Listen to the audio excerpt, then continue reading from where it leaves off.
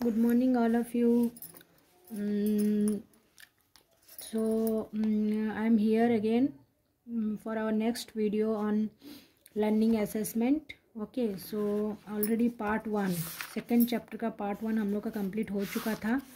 Okay जिसमें हम लोग देखे थे education as a fundamental right में हम लोग पढ़े थे formative assessment, purpose of formative assessment, then barriers to use formative assessment, role of student in formative assessment, then observation के बारे में पढ़े थे. ओके देन हम लोग पढ़े थे क्वेश्चनिंग स्ट्रैटेजी. उसके बाद next here in the part 2 of the second chapter we are going to start, that is reflection on learning as a strategy for using assessment in the process of learning. Okay तो यहाँ पे हम लोग को एक new word मिला है, that is your reflection. Okay सो ये रिफ्लेक्शन एक्चुअली होता क्या है? Reflection means what? कोई भी चीज़ अगर है, कोई ऑब्जेक्ट है, वो मिरर में रिफ्लेक्ट होके आ रहा है, मीन्स हम लोग कुछ कर रहे हैं, उसका आउटपुट क्या है, उसका रिफ्लेक्शन क्या है. तो इसमें हम लोग को क्या करना, हम लोग लर्निंग के लिए बारे में पढ़ रहे हैं. ठीक है, तो हम लोग फॉर्मेटिव असेसमेंट के बारे में पढ़ रहे हैं, एग्जाम्स के बारे में पढ़ रहे हैं इस चैप्टर में.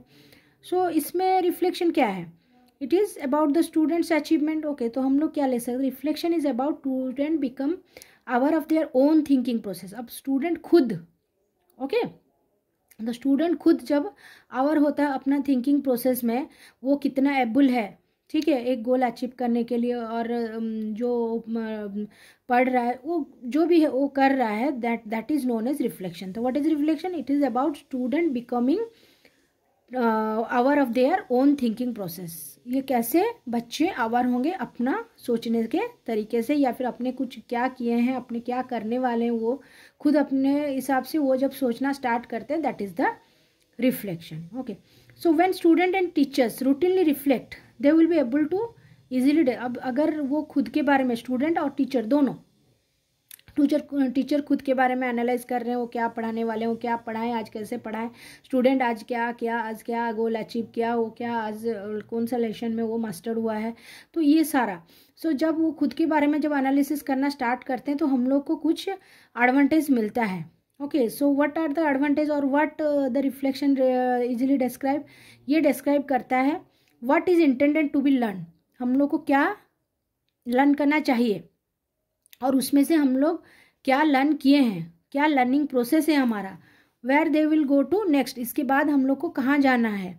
ठीक है, लर्निंग कल्चर क्लासरूम में कैसा है, कैसा था, सो दैट थिंग हम लोग को पता चलेगा अगर हम लोग रिफ्लेक्शन को फॉलो करेंगे. Maybe in the view of a teacher और from the student side, from any side, if you are going for reflection, then they will describe what we are intended to learn, what we learn.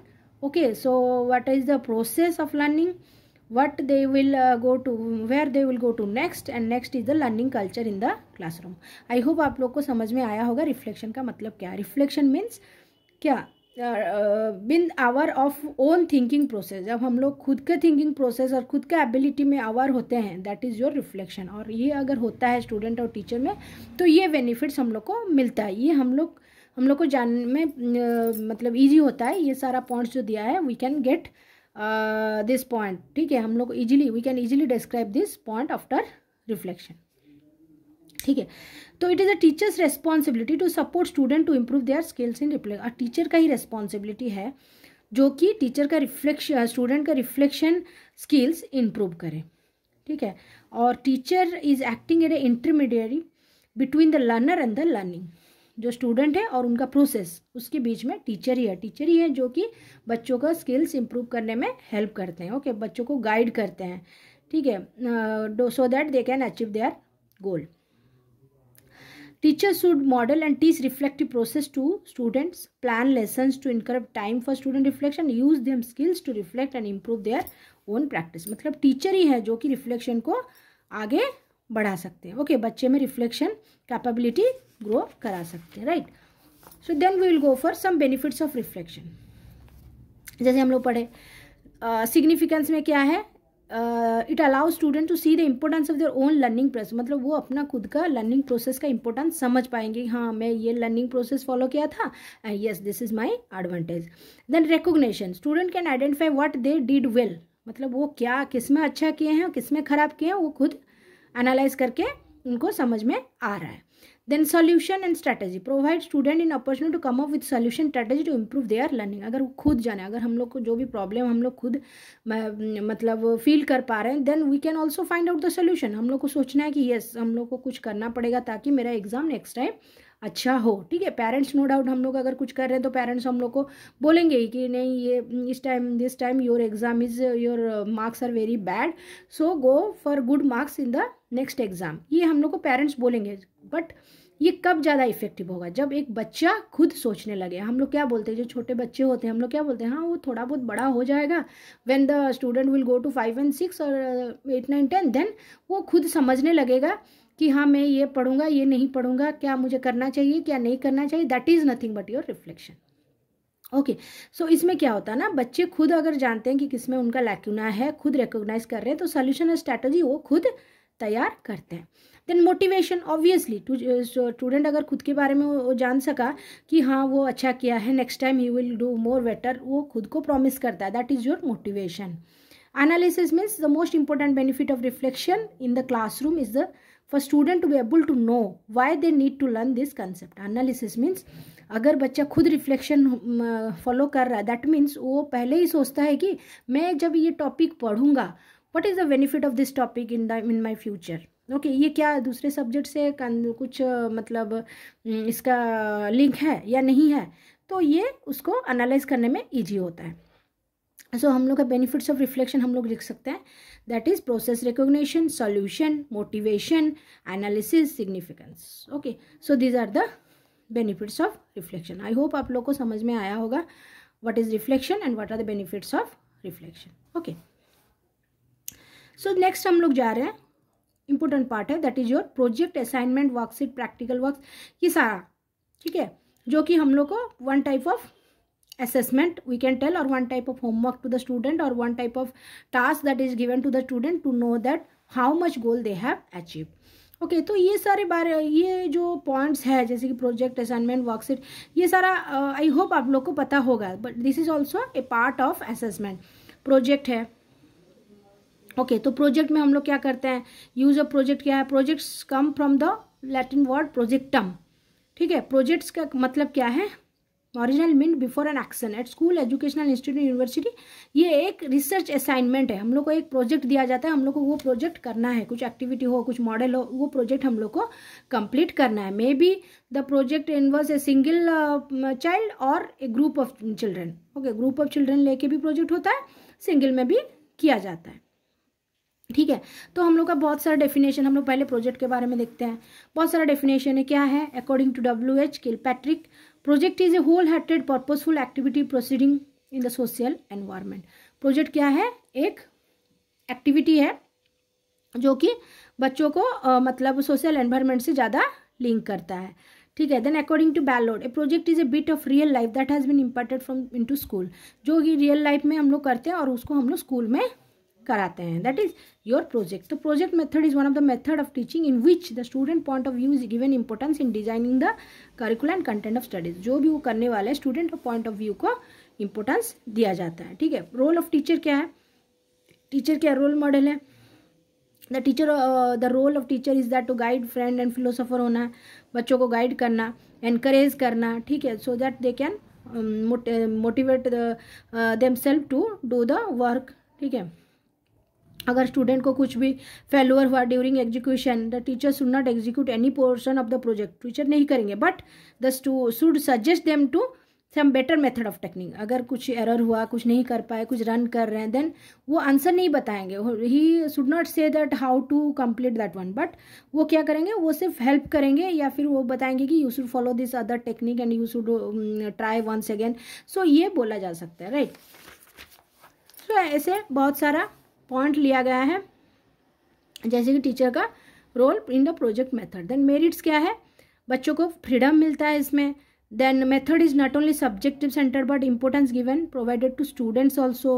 Then student are provided various student को बहुत सारा opportunities मिलता है वो अपना interest और skill दिखाने के लिए। क्रिटिकल थिंकिंग बनते होता है बच्चों के बीच में। ठीक है, student get ample chances in which they can develop coordination among their body and mind. Student को एनाफ चांस दिया जाता है, एक बार नहीं हुआ failure, then they can try for next time, so that अपना बॉडी और अपना जो एक्टिविटी कर रहे हैं उसको वो अपना माइंड और जो बॉडी से जो एक्टिविटी वो कर रहे हैं, जो डिज़ाइन कर रहे हैं, उनमें कोऑर्डिनेशन रह सके। ठीक है, teacher can lead a well balance development to the of the student. Teacher एक वेल बैलेंस डेवलपमेंट बच्चों में ला सकते। So this is the merit and then merit of the project method. तो डीमेरिट क्या है एक्चुअली इसमें? डीमेरिट है ये थोड़ा टाइम ज़्यादा लेता है, it takes lot of time. Proper execution होना चाहिए, प्रॉपर एग्जीक्यूशन जब तक नहीं होगा हम लोग को तब तक करना पड़ेगा, हो सके तो रिसोर्सेज ज़्यादा लगे। ठीक है, तो such method can only be prove successful if the teacher is highly knowledge. Teacher को अगर नॉलेज नहीं होगा अच्छे से तो वो प्रॉपरली गाइड नहीं कर पाएंगे, हम लोग को आउटपुट नहीं मिलेगा।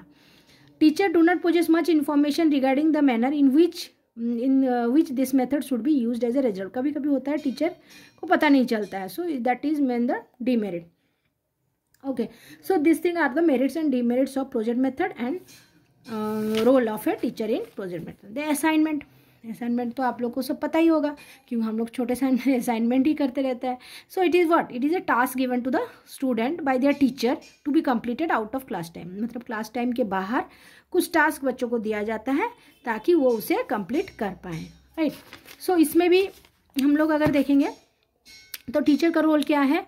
The point out clearly concisely to the people just what to be done. बच्चों को ठीक से बताना है कि हम लोग को एक्चुअली इसमें करना क्या है, असाइनमेंट जो हम लोग दे रहे हैं उसमें क्या करना है, मतलब कैसा काम करना। To show how the work is to be done, to make the people to see why they should do the work. हाँ, ऐसा बोलना है कि ये एक्सरसाइज उनको क्यों करना है, so that they can practise more question from that chapter. The skills will develop, their skills will develop. Okay, so then they if they will practise more and more then they will solve many problems like this. They should tell the student that why they are going to do that assignment. So these are the role of teacher in this assignment. Okay, so next we will move to worksheet.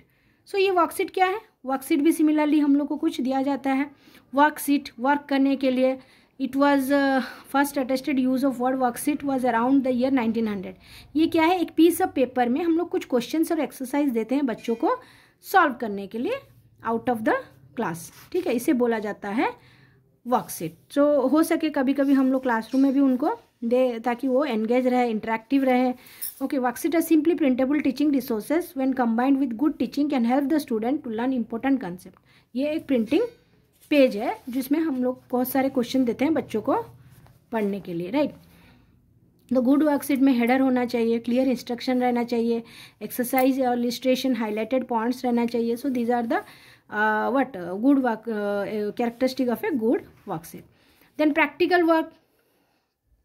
Okay, so practical work क्या है? Motivate करता है बच्चों को, interest और enjoyment. Practical work means the student observe the manipulate real object और material and और they witness a teacher demonstration. Teacher demo देते हैं, बच्चे एक्सपेरिमेंट करते हैं, that is your practical work. कुछ डिज़ाइन करते हैं, ठीक है। देन हम लोग अगर जाएंगे next performance based learning. Performance based learning में हम लोग क्या देखते हैं, क्या कैसे हम लोग परफॉर्मेंस को मार्क दे सकेंगे, उनका परफॉर्मेंस कैसा है, that is your performance based learning. Is when student demonstrate what they no by performing. मतलब वो क्या जानते हैं, कुछ एक्टिविटी परफॉर्म करके वो हम लोग को दिखाएंगे, जैसे presentation, portfolios, performance, project, exhibition, fairs. These are the thing that they do to show that what they know about the particular topic. Presentation तो आपको पता है, हम लोग कुछ स्लाइड्स बना के प्रेजेंट करते हैं।